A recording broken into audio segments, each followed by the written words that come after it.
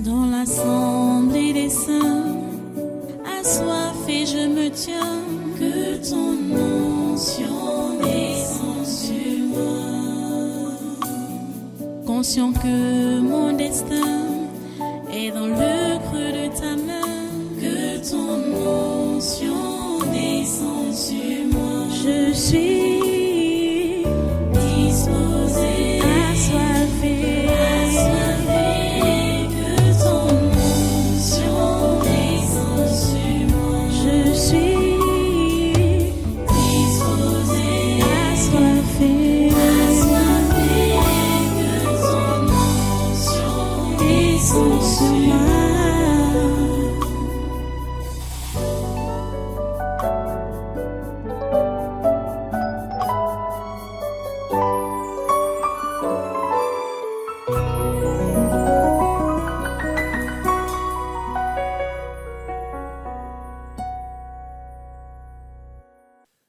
Alléluia.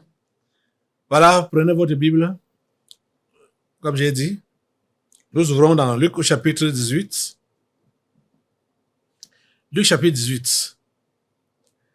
Avant de passer à la lecture de ce passage, je vais vous raconter une petite histoire. Restez debout, hein, ne vous en faites pas. Ça ne sera pas long. Je vais vous poser d'abord la question de savoir si vous êtes né de nouveau. Est-ce que vous êtes réellement né de nouveau? Ou alors, vous êtes religieux? Êtes-vous né de nouveau ou bien vous êtes religieux? Je vais vous dire quelque chose qui caractérise les religieux. Un religieux, quand tu vas lui dire, donne ta vie à Jésus, il va te dire, mais je suis chrétien, hein, depuis mon enfance. D'autres, même peut-être depuis le ventre de leur mère, ils sont chrétiens. Quand ils sont nés dans une famille religieuse, ils disent, je suis chrétien depuis mon enfance, depuis que je suis né, je suis chrétien. Hein? Comment tu me dis de devenir chrétien maintenant, là, alors que c'est dans ça que j'ai grandi? Puisque, bon, déjà, je n'ai jamais tué. Hein? Je n'ai jamais tué. Je ne fais pas de mal aux gens, je n'ai jamais tué. Surtout, je n'ai jamais tué. Donc, pour les religieux, c'est le meurtre qui est le maximum des péchés. Et le péché qui conduit en enfer. Vous comprenez? Donc, tant que celui-là n'a pas encore tué, et il ne sait même pas ce qu'on appelle tuer, hein, meurtre. Comment la Bible qualifie le meurtrier? Il ne sait pas que celui qui est son frère est un meurtrier. Il ne sait pas que celui qui est jaloux de son frère est un meurtrier. Lui va te dire, je n'ai jamais tué. Donc, je suis chrétien depuis ma naissance. Je vais donc te demander encore, toi, es-tu chrétien ou bien tu es religieux? Quel est pour toi le péché qui conduit en enfer?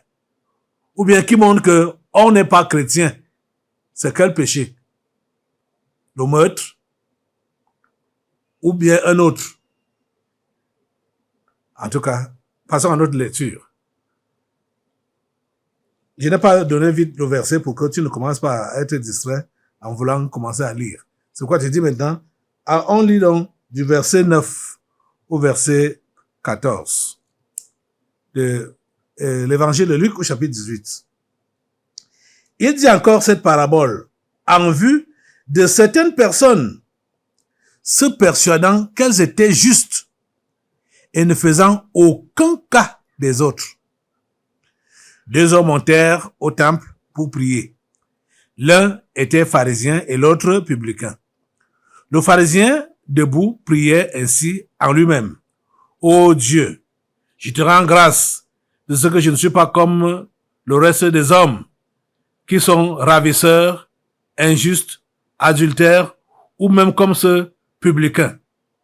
Je jeûne 2 fois la semaine, je donne la dîme de tous mes revenus. Le publicain, se tenant à distance, n'osait même pas lever les yeux au ciel, mais il se frappait la poitrine en disant, « Ô Dieu, sois apaisé envers moi qui suis un pécheur. » verset 14 dit donc, et conclut, « Je vous le dis, celui-ci descendit dans sa maison justifié plutôt que l'autre.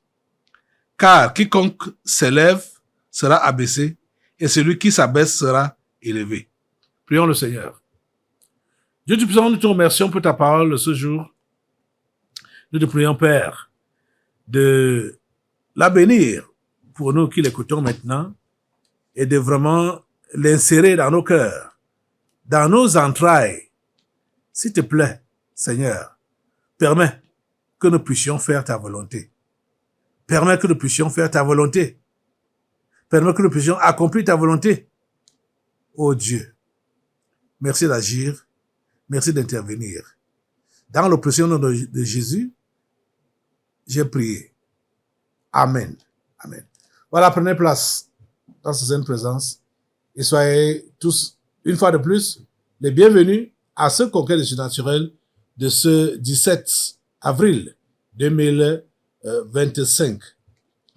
Vous voyez que nous sommes en train de continuer comme on a prêché dimanche, hein, et depuis les jours passés.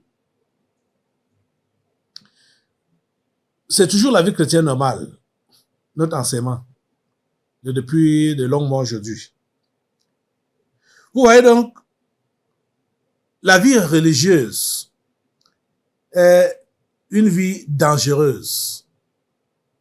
Et ça me fait mal de constater que certaines personnes sont nées de nouveau, pour commencer, pour finalement finir étant des religieux.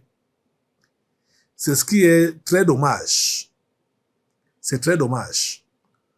Qu'on commence, bon, on n'était pas là-bas même chrétien avant, mais on est quand même né de nouveau, entre-temps, quand on avait écouté l'évangile de la vérité, l'évangile du salut. On a donné notre vie à Jésus, effectivement.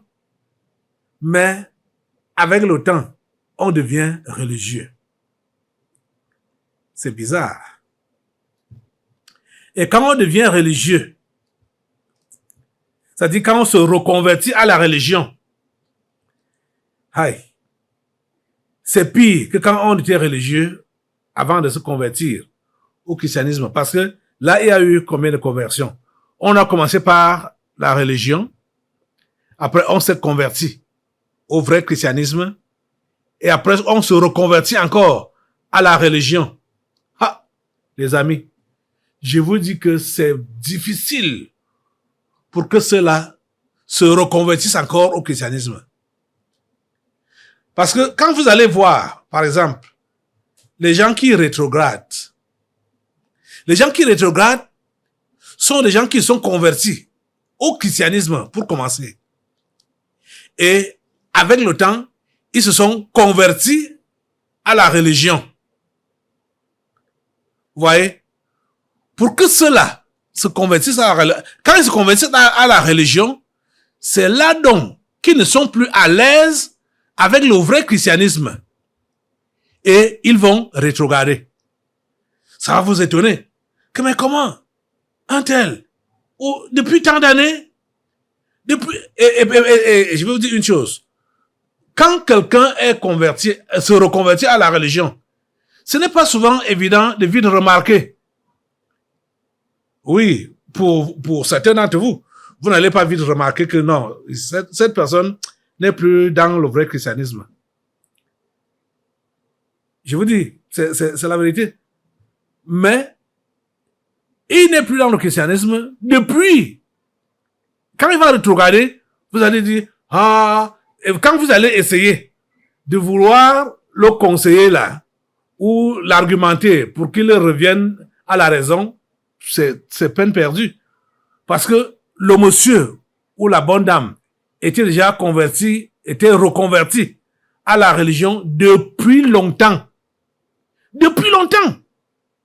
Donc, le fait de vous dire au revoir maintenant là, ce n'est pas maintenant qu'il part. Il est déjà parti depuis. Je connais des gens qui sont partis du christianisme ici à l'église depuis longtemps. Depuis longtemps. Je sais qu'ils ne sont pas là. Je sais qu'ils ne sont pas là. Je prie pour ces personnes et je me dis que, bon, puisque c'est Dieu qui connaît les cœurs des uns et des autres. Et je peux vous dire que si vous êtes venu ici, à l'église, et que j'ai pris contact avec vous comme ça là, vous ne pouvez pas m'échapper. Quand ça ne va pas avec vous, je sais que là, ça ne va plus. Je le sais. Je le sais. Mais je prie. Je prie. Parce qu'en fait, ce n'est pas moi qui vous ai converti. C'est Dieu qui vous a converti. Et c'est à lui que je vous présente que le Seigneur ait pitié de telle personne. Peut-être de temps en temps, déjà même, comme je prêche ici, là, chaque jour, je n'ai jamais caressé dans le sens des poils. Je donne l'occasion à celui-là qui a les oreilles pour entendre, d'entendre. Donc, si celui-là a la bonne volonté de revenir dans de meilleurs sentiments avec son Dieu, il va le faire pendant que j'enseigne ici. Pendant que j'enseigne, mais je sais, ceux qui sont là, je les connais. Ceux qui sont là et ceux qui ne sont pas là, je les connais. Ceux qui ont déjà rétrogradé, ils sont dans la religion, je les connais. Je vous dis la pure vérité, je ne mens pas devant Dieu. La religion est dangereuse. Donc, quand les gens se convertissent à la religion, c'est difficile de les ramener à Christ. Très difficile. Parce que ceux-là, ils sont convaincus qu'ils sont avec Christ. Ils sont convaincus et qu'ils sont meilleurs. Parce que quand vous allez voir, par exemple, quelqu'un qui va donc quitter l'église, vous allez penser que cette personne va quitter l'église sans se voir, lui, très saint par rapport aux autres, sans se voir très juste par rapport aux autres. Jamais. Ce n'est pas possible. Ce n'est pas possible. Hein? Ce n'est pas possible. Certains peuvent même prétendre que je n'ai pas envie de parler, je n'ai pas envie de salir l'image de quelqu'un, mais c'est faux. C'est faux. Ça, c'est un vieux rétrograde.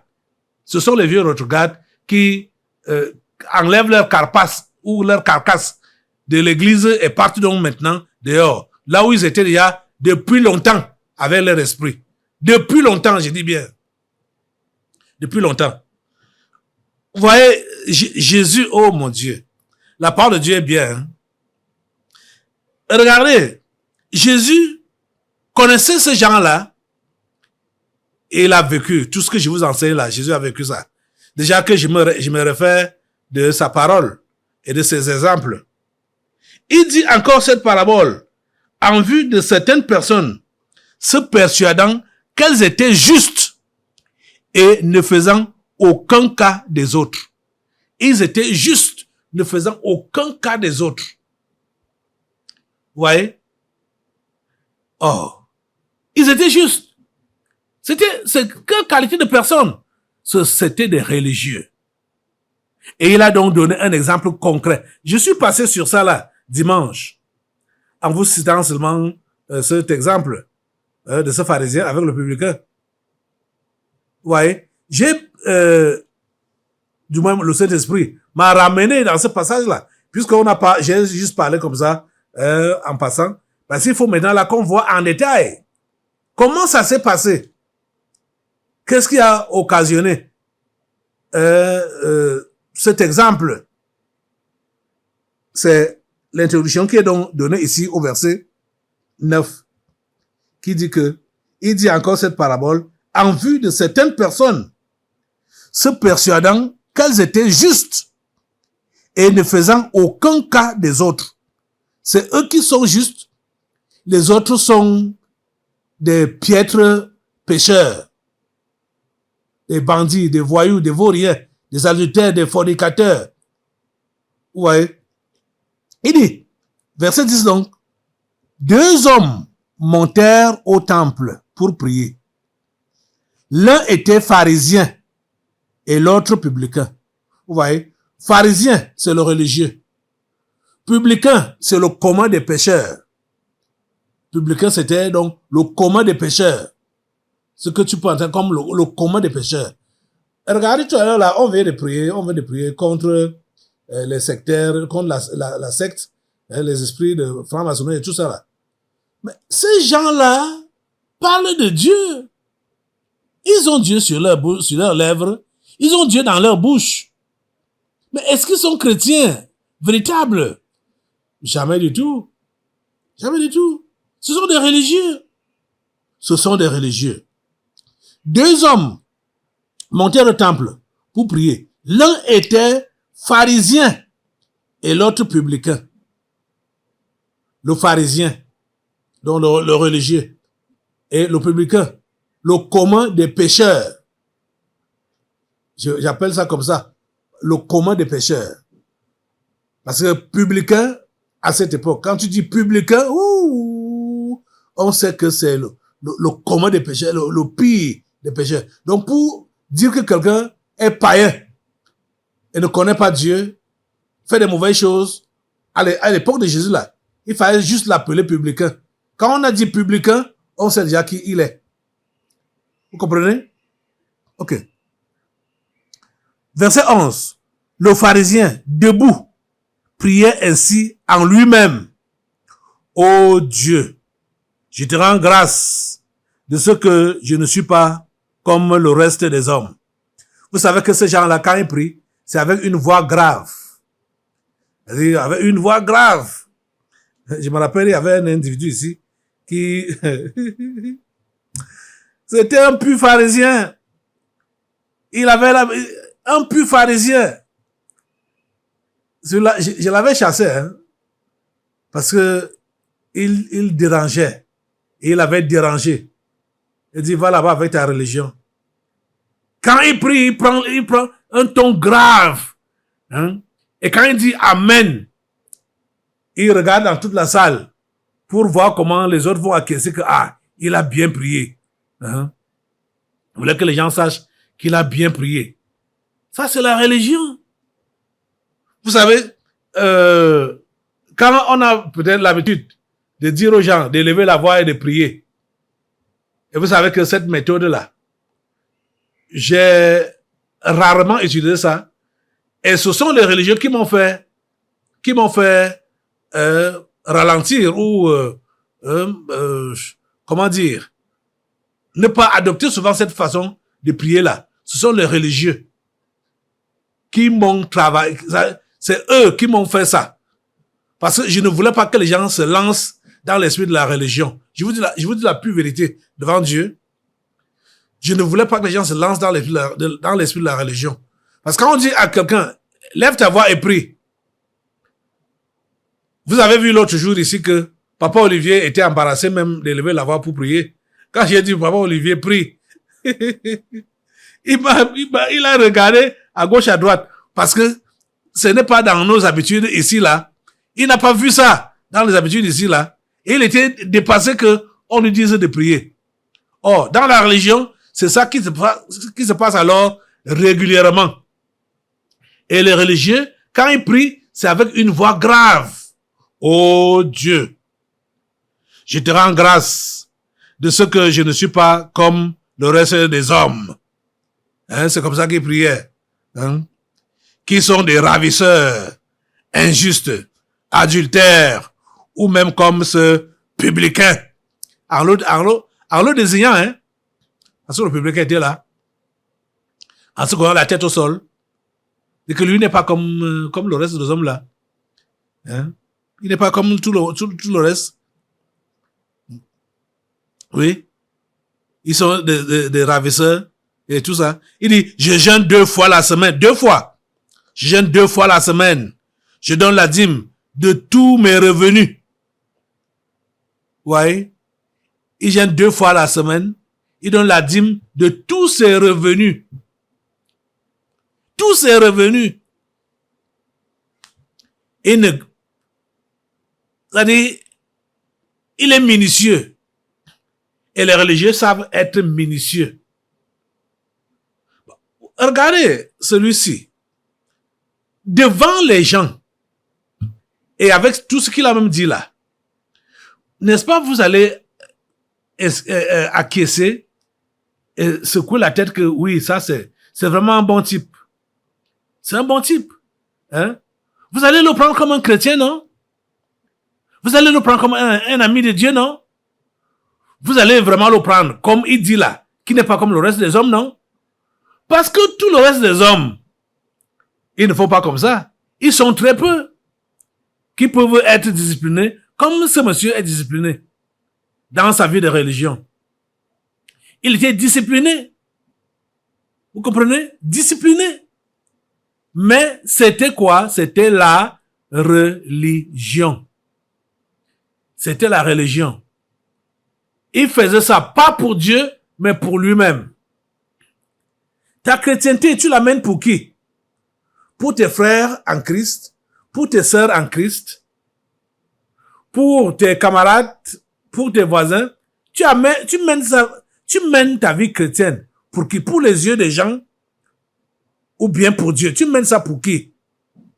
Ta chrétienté. Tu mènes ça pour qui? Je ne te demande pas de faire comme certains également. Ceux-là, ils prétendent même qu'ils ne sont pas hypocrites. Pour dire, je ne veux pas être hypocrite. Hein? Ils disent, je ne veux pas être hypocrite. Et ils commencent à mal se comporter. Vous voyez, là, c'est une autre qualité des religieux. Parce que les religieux sont catégorie par catégorie. Ils sont catégorie par catégorie. Parce que celui-là, il fait comme ça, là, disant que, bon, en lui, il me dit que je vais aller me confesser. Je vais demander pardon à Dieu. Mais il fait d'abord. Vous êtes en train de comprendre? Donc, je dis, la religion est subtile, dangereuse. Ta chrétienté, tu l'amènes pour qui? Pour les yeux des gens ou bien pour Dieu? Tu mènes ta chrétienté pour qui? Cet homme, quand il était en public, en société, tout le monde le voyait comme un exemple, un modèle. Tout le monde le voyait comme un modèle. Et les publicains, dont le commun des pécheurs, avaient pitié de lui-même pour dire que, s'il pouvait être comme ce pharisien-là, et s'il pouvait être comme lui, sans savoir qui il était. Donc, les gens l'enviaient, sans savoir qui il était en réalité. Mais on l'enviait. Les gens envient souvent les religieux, sans savoir qui ils sont. La vraie chrétienté se vit d'abord seul à seul avec Dieu. Parce que il y a une chose qu'il faut que tu comprennes, que vous compreniez. Vous pouvez mentir tout le monde, vous pouvez tromper tout le monde, mais sauf vous-même et Dieu. J'ai dit, vous pouvez tromper tout le monde, tromper la vigilance de tout le monde, sauf vous-même et Dieu. Donc, la vraie chrétienté se mène d'abord seul à seul, c'est-à-dire, parce que c'est ta conscience qui est ton premier juge. Et c'est ta conscience qui sera ton dernier juge. Parce que si ta conscience te condamne, c'est-à-dire que ce que tu as fait là n'est pas bien, il faut comprendre que quand tu vas mourir et aller en enfer, c'est la conscience qui sera ton dernier juge. Parce qu'en enfer, elle va te rappeler, n'est-ce pas, je te disais que ce n'était pas bien. N'est-ce pas, je disais que c'était pas bon. Donc, ta chrétienté que tu dois mener, quand on dit qu'on est chrétien, comprends que c'est d'abord devant toi-même, hein, et devant Dieu. Pas devant les hommes. Devant toi-même. D'abord, ta conscience. Qu'est-ce qu'elle te dit? Qu'est-ce qu'elle te dit? Si elle te reproche et te demande de te repentir, tu dois le faire. Et notre conscience, il est rare que notre conscience propre là nous trompe. Il est rare que notre conscience nous trompe. Je vous dis la pure vérité. Notre conscience, il est rare qu'elle nous égare. C'est elle qui nous met devant les vérités que plusieurs ne connaissent pas autour de nous. Parce que quand nous sommes seuls, nous sommes là avec notre conscience et avec Dieu. Vous comprenez? Parce que Dieu nous voit. Que ce soit dans le noir, que ce soit dans la lumière, que ce soit n'importe où. Dieu nous voit partout. C'est pourquoi nous sommes appelés à lui rendre compte de tout ce que nous faisons. En parole, en acte, en pensée, tout, à Dieu. Et ce que nous faisons là, nous faisons ça avec notre conscience qui nous regarde aussi. Et quand ce qui est mal fait, notre conscience nous dit que c'est mal fait. Notre conscience ne nous trompe jamais.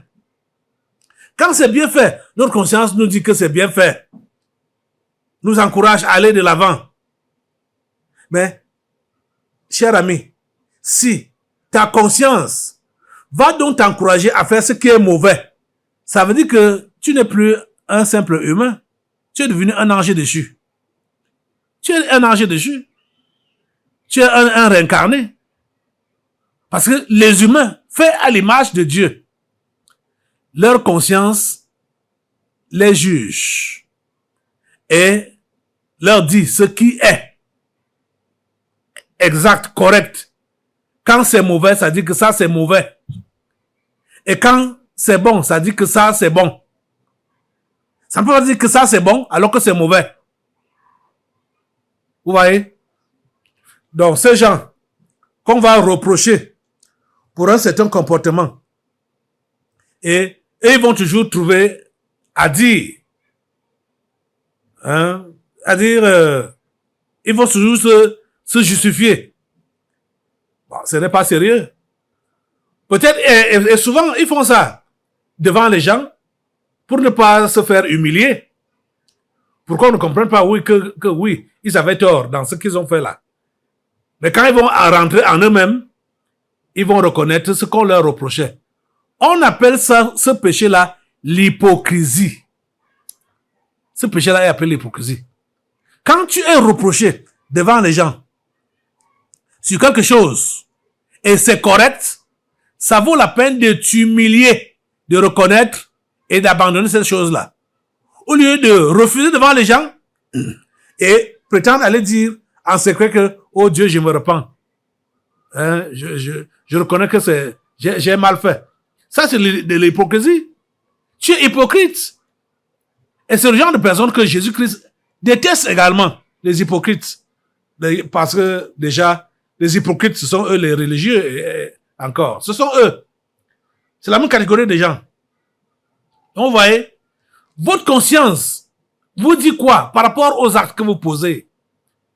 Votre conscience vous encourage tel ou bien vous dit de vous repentir dans les actes que vous posez qui sont des mauvais actes.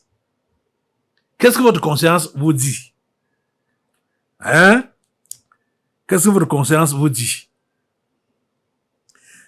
Ce monsieur, le pharisien, même comme ce qu'il a dit au temple là, pouvait être vrai. Et les gens pouvaient confirmer que ce qu'il dit là est vrai. On comprend que c'était quelqu'un qui faisait de la mécanique. Parce que la religion, c'est aussi le mécanisme. Il faisait de la mécanique ou l'automatisme. Vous voyez? Il a été élevé comme ça depuis sa jeunesse et il a continué comme ça depuis sa jeunesse. Ce monsieur n'avait pas d'amour. Parce que vous comprenez? C'est l'amour véritable l'amour qui justifie que nous sommes enfants de Dieu. Et ce monsieur n'avait pas d'amour. C'est vrai qu'il ne faisait pas tout ce qu'il a dit là. Il n'était pas adultère. Il n'était pas injuste. Il n'était pas comme le publicain. Le publicain était quoi? Un escroc, un bandit et tout ça là. Il jeûnait 2 fois la semaine. Il donnait la dîme de tous ses revenus. Il faisait toutes ces choses-là. C'était vrai. C'était vrai. Tout ce qu'il a dit là. Mais regardez, là où il a fait du tort à son âme, c'est quand il a dit, ou même ce publicain, il n'avait pas d'amour pour l'autre, surtout pour les publicains, donc pour le commun des pécheurs. Il n'avait pas d'amour, pas de miséricorde. C'est ça qui lui manquait. Et c'est ça qui manque aux religieux. L'amour véritable. Mécaniquement, il peut faire tout. Mécaniquement, il prie. Mécaniquement, il jeûne. Mécaniquement, il donne ses dîmes, ses offrandes. Mécaniquement, il vient aux assemblées. Il assiste. Il peut même avoir une tâche ou des tâches à l'église à accomplir. Il fait ça mécaniquement. Mais c'est un religieux. Ce qu'il fait là ne compte pas devant Dieu. Vous comprenez? C'était dans le cas de ce pharisien. Il était un pharisien, un monsieur mécanicien. Hein? Dans la religion. Il était mécanicien dans sa religion. Il faisait tout mécaniquement. Vous comprenez? Tout mécaniquement. Mais, en apparence, on va dire, oh, c'est un exemple. C'est un modèle. C'est pourquoi Dieu dit que il ne regarde pas l'apparence comme les hommes, mais lui regarde au cœur. Dieu regarde au cœur, comme la chrétienté est dans le cœur. Il regarde si le cœur est noir ou bien le cœur est blanc. Le cœur noir, c'est un cœur de haine. Donc, il ne connaît pas l'amour. Et le cœur blanc, c'est un cœur d'amour. Un cœur de miséricorde. Donc, dans sa prière, ce monsieur s'est dévoilé lui-même qu'il n'était pas de Dieu. Il n'était pas chrétien. Il n'était pas enfant de Dieu. Parce que il n'avait pas de l'amour pour le pire des pécheurs. Donc, pour le publicain. Et il se comparait au publicain. Pour dire, je ne suis pas comme lui. Le voilà là-bas. Il vient prétendre ici qu'il prie. Il vient déranger des gens ici à l'église qui prient. Pourtant, il vole l'argent des gens en route. Je ne suis pas comme lui. Je ne fais pas des choses comme lui. Voilà ce que le pharisien disait.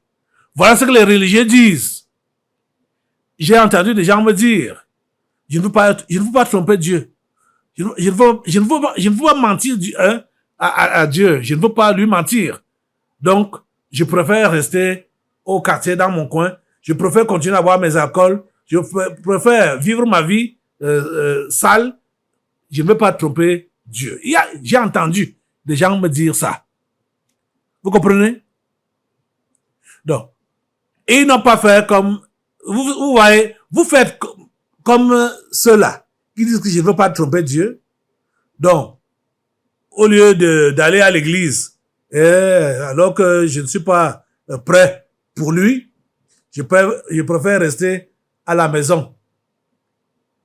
Ce n'est pas un bon choix toujours.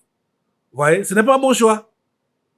Mais celui-ci, vous voyez, le genre de personne-là est comme ce religieux, ce pharisien, qu'il va donc venir à l'église, et quand il trouve à l'église des gens qu'il juge qu'ils sont des pipes, des pécheurs, plus que lui, il va prier exactement comme celui-ci, pour dire que moi, ma présence ici, ce n'est pas comme pour l'autre là. L'autre là vient ici pour te tromper Dieu. Toi, tu connais le genre de vie qu'il vit. Et moi, je connais le genre de vie qu'il vit. Et ici, il vient à l'église pour dire qu'il prie. Pour te tromper. Vous voyez? Il juge son prochain. Il condamne son prochain. Ok. Le verset 13 nous dit que le publicain, se tenant à distance, n'osait même pas lever les yeux au ciel.